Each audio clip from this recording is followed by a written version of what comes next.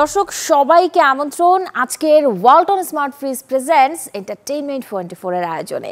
দেশ বিদেশের নানা খবর নিয়ে সাজানো প্রতিদিনের মতো আজও আপনাদের সাথে আছি আমি শাফরিন সেভেন।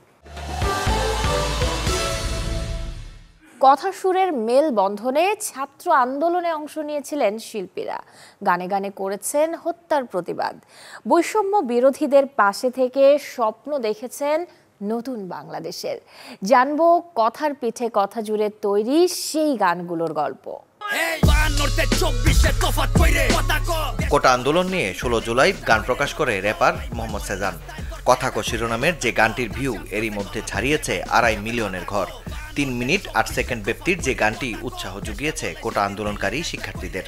ভুলে যাই আমি, ভুলে যাও তুমি, ভুলে যাক পুরো জাতি। মাত্র 10 মিনিটে কোটা আন্দোলন নিয়ে লেখা গান গেয়ে রীতিমতো ভাইরাল পারসা মেহজাবিন পূর্ণি। 28 জুলাই রাতে প্রকাশিত চলো ভুলে যাই শিরোনামের এই গানটি ফেসবুকে ছাড়িয়েছে 3 মিলিয়নের ঘর।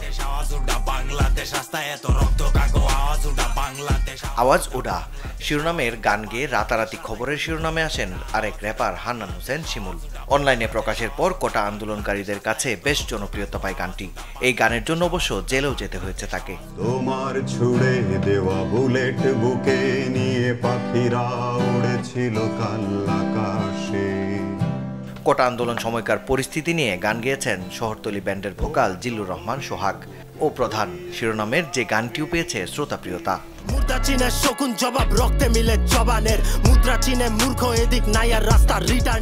26 জুলাই কোল্ড ক্রাফট ও বিহান কোটা আন্দোলনকে সমর্থন দিয়ে প্রকাশ করেন নতুন গান 52। 3 মিনিট 9 সেকেন্ডের এই র্যাপ গানটিও কুড়াচ্ছে শ্রোতাদের প্রশংসা। এছাড়াও গোল্ড কিউব ও স্কেয়ারি ক্রোর দেশ সংস্কার গানটিও কোটা আন্দোলনকারীদের করেছে উদ্বুদ্ধ। মাকসুদুল হক ইমু, চ্যানেল 24। ছাত্র আন্দোলনে নতুন এক বাংলাদেশ পেল প্রজন্ম, নতুন এক সরকার দেখার অপেক্ষায় আছে জাতি। কিন্তু রক্তক্ষয়ী আন্দোলনের পর কেমন বাংলাদেশ দেখতে চায় শোবিজ তারকারা? কেউ সরাসরি, আবার কেউ মুঠোফোনে দিয়েছেন সেই উত্তর। শিক্ষার্থীদের 1 মাসের আন্দোলনে পতন হয়েছে শেখ হাসিনা সরকারের। নতুন নেতৃত্বের অপেক্ষায় পুরো জাতি। কিন্তু প্রশ্ন, শত শত ছাত্রছাত্রীর রক্ত দিয়ে কেনা নতুন বাংলাদেশকে কেমন দেখতে চায় দেশের তারকারা? অসাম্প্রদায়িক বাংলাদেশ দেখতে চান অগ্রজ মামুনুর রশিদ। তার অনুজ সিয়াম আহমেদের চাওয়া মত প্রকাশের স্বাধীনতা। আমার স্বপ্ন হচ্ছে যে একটি গণতান্ত্রিক, শোষণমুক্ত, অসাম্প্রদায়িক রাষ্ট্র চাই। বৈষম্য কমিয়ে নিয়ে আসা। এত বেশি বৈষম্য হয়েছে যে বৈষম্য কমিয়ে নিয়ে আসতে হবে। আরেকটা হচ্ছে মানে অসাম্প্রদায়িক দেশ এবং শিক্ষা ব্যবস্থার ক্ষেত্রে যে ধস নেমেছে এইটাকে রিপেয়ার করতে হবে। যে বাংলাদেশে সবাই নিজের কথা বলতে পারে, যে বাংলাদেশে মানুষ দেশটাকে আপন মনে করে কাজ করে, যে সম্পত্তি যখন লুট হয় অথবা বিদেশে টাকা পাচার হয়ে যায় তখন যেন তারা মনে করে যে এটা আমাদের দেশে টাকা, মানুষের টাকা, জনগণের টাকা। আর সবাই নিজের দায়িত্ব যেন জাস্ট পালন করে। সবাই নিজের নিজের জায়গা থেকে দায়িত্ব পালন করলে আসলে এমন ম্যাসাকার দেখতে হয় না। 90 দশকে একবার স্বৈরশাসকের পতন দেখেছেন, আরেকবার দেখলেন 2024-এ। জীবদ্দশায় আর কোনো স্বৈরশাসক দেখতে চান না গীতিকবি লতিফুল ইসলাম শিবলি। কেন একটা দেশ স্বাধীন হওয়ার পরে কেন এই দেশে দুইবার স্বৈরাচারের হাতে পড়বে?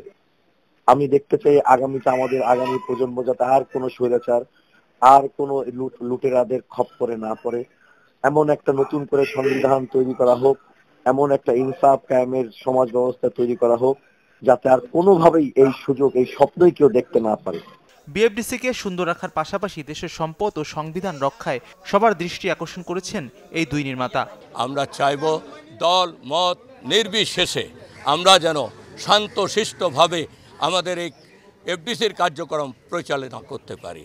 এখানে দলমত নির্বিশেষে সকল কিছুর ঊর্ধ্বে উঠে জাতিকে নতুনভাবে আমরাকে সাজাতে হবে। দেশের সম্পদকে আমাদের রক্ষা করতে হবে এবং আমাদের সংবিধানটাকে আমরা যাতে প্রোটেক্ট করি, এই রিকোয়েস্ট আমি রাখবো। বলার ভাষা ভিন্ন হলেও শিল্পী নির্মাতাদের চাওয়া বৈষম্যহীন এক দেশ হোক বাংলাদেশ। মাজহারুল ইসলাম তামিম, চ্যানেল 24, ঢাকা। দেশের বর্তমান পরিবর্তিত পরিস্থিতিতে পাল্টে গেছে চলচ্চিত্রের আঁতুড়ঘর খ্যাত বিএফডিসির চিত্র।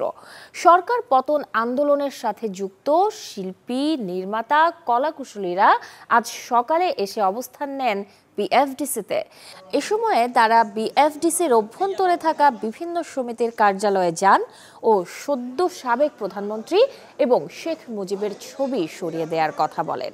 এরপর তারা যান বিএফডিসির নবনিযুক্ত ব্যবস্থাপনা পরিচালক দিলীপ কুমার বণিকের কক্ষে। সেখানে বিএফডিসিতে শৃঙ্খলা ও কাজের সুষ্ঠু পরিবেশ ফিরিয়ে আনতে প্রয়োজনীয় ব্যবস্থা নেওয়ার দাবি জানান। এ সময়ে তারা সার্বিক পরিস্থিতি বিবেচনায় নিয়ে চলচ্চিত্রকে এগিয়ে নিতে সব রকমের সহযোগিতা করবেন বলেও আশ্বস্ত করেন ব্যবস্থাপনা পরিচালককে।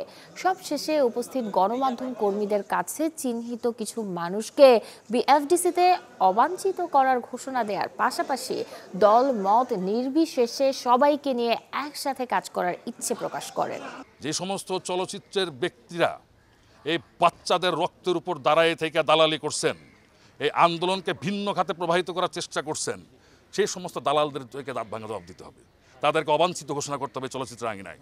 এই এফডিসিটা আমাদের, ওরা যেভাবে আমাদেরকে গলা টিপে ধরেছে, আমাদেরকে কথা বলতে দেয়নি, আমরা তাদেরকে স্বাধীন করে দেব।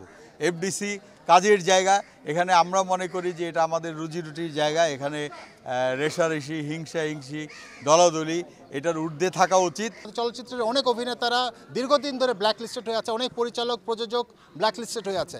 আমি চলচ্চিত্র বানালে আমার ছবি ব্যান করে দেয় কোনো কারণ ছাড়া। আমার পরপর দুটো ছবি ব্যান করে দেওয়া হয়েছে সেন্সর বোর্ড থেকে। আমি 4 বছর ব্যান পরে আমি সেই ছবিটা উদ্ধার করছি, এখন রিলিজ করতে সাহস পাচ্ছি না, কারণ ছবিগুলো অনেক আগে। তো যাই হোক, এই সমস্ত অনিয়ম, অত্যাচার, অন্যায়ের বিরুদ্ধে আমাদের একটা জয় এসছে। এই জয়টা প্রাথমিক। এই জয়টাকে আরও দীর্ঘস্থায়ী করতে, পাকাপোক্ত করতে গেলে আমাদেরকে আসলে মিলিতভাবে থাকতে হবে। আমি শিল্পী সমিতির কাছে আহ্বান জানাবো যে এই সকল শিল্পীদের লিস্ট করে তাদেরকে আর শিল্পী এই সদস্যপদ রাখার কোনো যৌক্তিকতা নেই, কারণ তারা চলমান আন্দোলনকে উপলব্ধি করতে ব্যর্থ হয়েছে। তাদের এই ব্যর্থতার দায় তাদেরকেই নিতে হবে। গণপিটুনিতে মারা গেছেন চলচ্চিত্র প্রযোজক সেলিম খান ও তার ছেলে চিত্রনায়ক শান্ত খান। এদিকে ভাঙচুর হয়েছে সঙ্গীত শিল্পী রাহুল আনন্দের বাড়ি। গতকাল দুপুরে হাসিনা সরকারের পতন হলে সন্ধ্যার পর ঘটেছে এমন সব ঘটনা। জানা গেছে চাঁদপুরে নিজ এলাকায় ছিলেন চলচ্চিত্র প্রযোজক সেলিম খান ও তার ছেলে চিত্রনায়ক শান্ত খান।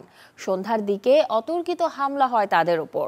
এ সময়ে হামলাকারীদের গণপিটুনিতে ঘটনাস্থলেই মৃত্যু হয় বাবা ছেলের। এদিকে রাতে হামলা চালানো হয় সঙ্গীত শিল্পী রাহুল আনন্দের বাড়িতে। এ সময়ে ভাঙচুর করা হয় তার একতারা, দোতারা সহ মিউজিকের নানা ইনস্ট্রুমেন্ট। জানা গেছে এই হামলায় এখনো আতঙ্কিত রাহুল আনন্দের পরিবার।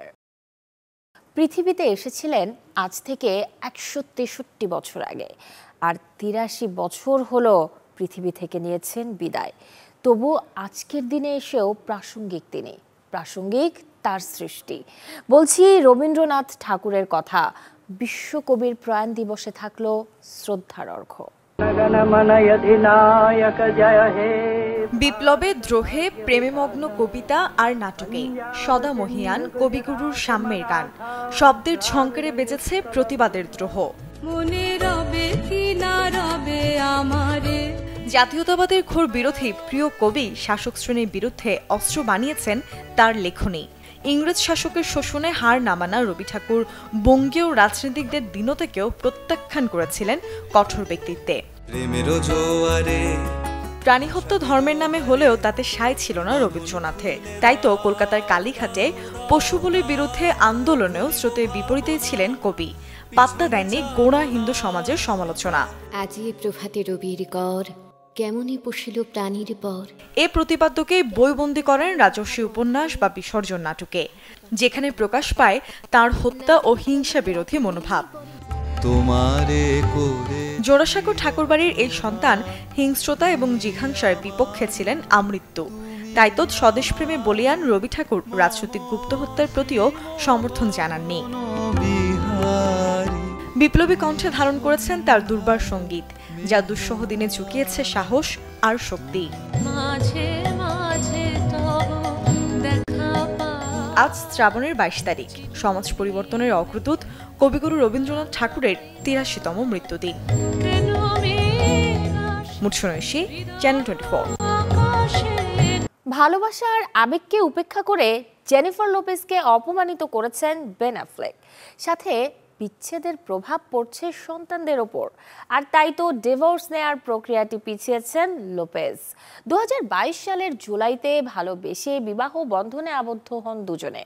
পরের মাসেই দ্বিতীয়বার বিয়ের আয়োজন করেন অ্যাফ্লেক জেনিফার। তাদের ভালোবাসার গল্পে দুটি তথ্যচিত্রও হয়েছে তৈরি। এত কিছুর পরও সেই প্রেম আর আবেগকে উপেক্ষা করায় অপমানিত বোধ করছেন জেনিফার লোপেজ। এছাড়াও দুজনের আগের ঘরে থাকা ৫ সন্তানের মধ্যে অ্যাফ্লেকের বড় মেয়েকে একটু বেশি ভালোবাসেন জেনিফার। এত কিছুর পরেও সামনে বিচ্ছেদ ইস্যু আসায় ক্ষিপ্ত জেনিফার অ্যাফ্লেকের সাথে ডিভোর্সের প্রক্রিয়াটি পেছানোর সিদ্ধান্ত নিয়েছেন। এই ছিল Walton smart fridge presents entertainment 24 এর আজকের আয়োজনে। বিনোদনের সব খবর জানতে ভিজিট করুন আমাদের ফেসবুক পেজ এবং ইউটিউব চ্যানেলে। কাল ঠিক একই সময়ে আবারও দেখা হবে। সেই পর্যন্ত সবাই ভালো থাকুন, সুস্থ থাকুন, অবশ্যই চ্যানেল 24 এর সাথেই থাকুন।